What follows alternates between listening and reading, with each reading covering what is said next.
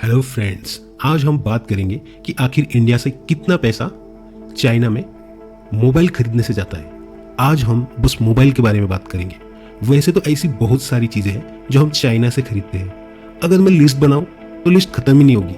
तो चलिए जानते हैं आखिर हमारा कितना पैसा सिर्फ चाइनीज़ मोबाइल खरीदने से चाइना में जाता है। मैं सबसे पहले बता दूं कि यह जो भी रिसर्च है ये मैंने खुद किया है और इसका जो भी डेटा है मैंने वो गूगल से लिया है और इसका कुछ अंदाज़ा लगाने की कोशिश की है। लेकिन मैंने इसमें कोई भी चीज़ बढ़ा चढ़ा कर नहीं बोली है। जो भी बोला है एक पॉसिबल आंकड़ों के बारे में बात की है। तो आपको अगर इसमें कुछ बातें हजम नहीं होती तो आप खुद आसपास का माहौल देखकर अंदाज़ा लगा सकते हो, या फिर इस वीडियो को आप एक एजम्पशन मान सकते हो। तो चलिए जानते हैं आखिर कितना पैसा सिर्फ मोबाइल खरीदने से चाइना में जाता है। दोस्तों, अगर हम बात करें मोबाइल फोन यूजर के बारे में तो पूरी दुनिया में इंडिया का दूसरा नंबर आता है। हमारे से ज्यादा चाइना में मोबाइल फोन यूजर्स है। विकिपीडिया के अनुसार इंडिया में 100 करोड़ से भी ज्यादा मोबाइल फोन यूजर्स है। और अगर हम सिर्फ स्मार्टफोन के बारे में बात करेंगे तो इंडिया में टोटल 70 करोड़ से भी ज्यादा स्मार्टफोन यूजर्स है। मतलब इंडिया में हर दूसरे आदमी के पास स्मार्टफोन है। स्मार्टफोन तो हमारी आज की जरूरत बन चुकी है। हम आज मोबाइल के बिना रहने की कल्पना भी नहीं कर सकते। तो जानते हैं ऐसी कौन सी कंपनियां हैं इंडिया में जो सबसे ज्यादा स्मार्टफोन बेचती है। तो हम यहां बात करेंगे टॉप सेलिंग 5 कंपनीज के बारे में और मैं बाकी अन्य को अदर कैटेगरी में शामिल करेंगे। तो इंडिया में टॉप सेलिंग के बारे में 1 नंबर पर कंपनी है Xiaomi मोबाइल। सेलिंग के बारे में किस कंपनी का कितना शेयर है ये मैंने एक पीडीएफ में डिस्क्रिप्शन में दे दिया है, आप वहां जाकर चेक कर सकते हो। तो Xiaomi 1 नंबर पर है और दूसरे नंबर पर है सैमसंग जो एक साउथ कोरियन कंपनी है। तीसरे नंबर पर है वीवो और चौथे नंबर पर है रियलमी और 5वें नंबर पर आता है ओप्पो और बाकी सारी कंपनियां इन सब के बाद आती है। मतलब बाकी सारी कंपनियां इनकी गिनती में भी नहीं आती। इतना सारा बड़ा शेयर इन कंपनियों का है। तो आप इन 5 कंपनियों में सबसे ध्यान देने लायक यह बात है कि इन 5 कंपनियों में 4 कंपनियां अगर स्मार्टफोन के बारे में देखें तो वो 4 कंपनियां चाइना की है।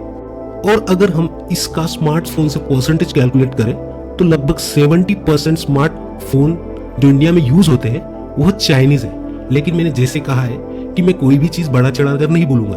वैसे हम कम से कम यह मान लेते हैं कि 50% स्मार्टफोन हम चाइना के यूज करते हैं। अगर 70 करोड़ के 50% की बात करो तो वह होते हैं 35 करोड़। लेकिन हम मान लेते हैं कि इंडिया में 30 करोड़ ऐसे सेलफोन यूजर हैं जो चाइना के मोबाइल यूज करते हैं।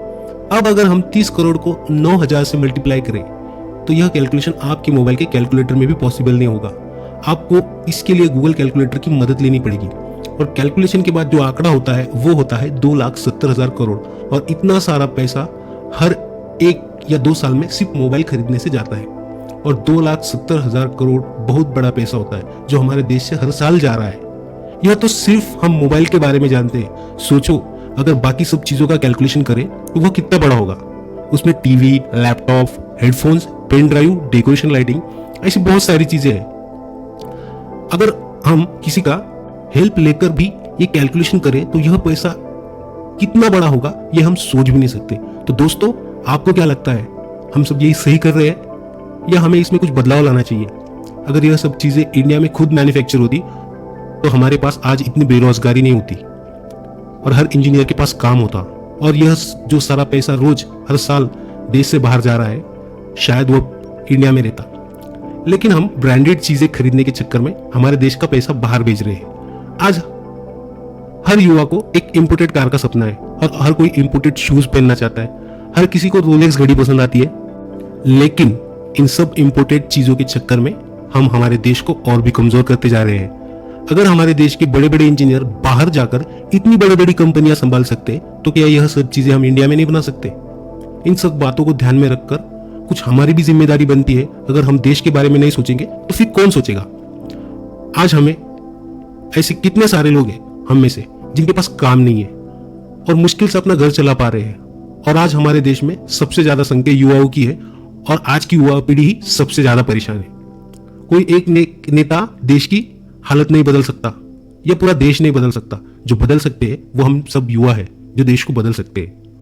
हमारे देश में भी प्रोडक्टिव काम होना चाहिए और यह सब हमारे देश के युवाओं के हाथ में है। अगर हमारे युवा टिकटॉक टिकटॉक और पबजी जैसे फालतू ऐप के चक्कर में अपना समय खराब करेंगे तो हमारे देश की कहाँ से तरक्की होगी। एक बात हमेशा याद रखनी चाहिए, अगर हम समय बर्बाद करेंगे तो आने वाला समय हमें बर्बाद कर देगा। अभी हम दुनिया से बहुत पीछे हैं और हमारा यह सपना होना चाहिए कि हम कैसे हमारे देश में भी ओप्पो वीवो जैसी बड़ी कंपनियां खड़ी कर सके। मैं मानता हूं कि हमारे देश में पॉपुलेशन एक बहुत बड़ी समस्या है, लेकिन चाइना ने उनकी इसी समस्या को ताकत बना लिया है। तो हमें भी बस यही करना है, हमें भी यही सोचना चाहिए कि हम कैसे अच्छी और सस्ती चीज हमारे ही देश में बना सके। इन सब में हमारा और हमारे देश का फायदा है। चलो दोस्तों, आज के लिए बस इतना ही। इस टॉपिक पर हम डिटेल में वीडियो बनाएंगे कि हमारा देश से कैसे इन सब चीजों से मुक्त हो सकता है। वीडियो पसंद आए तो लाइक जरूर करना, आपका एक लाइक मुझे ऐसी वीडियो बनाने में एक एनर्जी देता है। और वैसे ऐसे वीडियो देखने के लिए और भी वीडियो देखने के लिए चैनल को सब्सक्राइब जरूर कर लेना। Thank you friends, thank you for watching.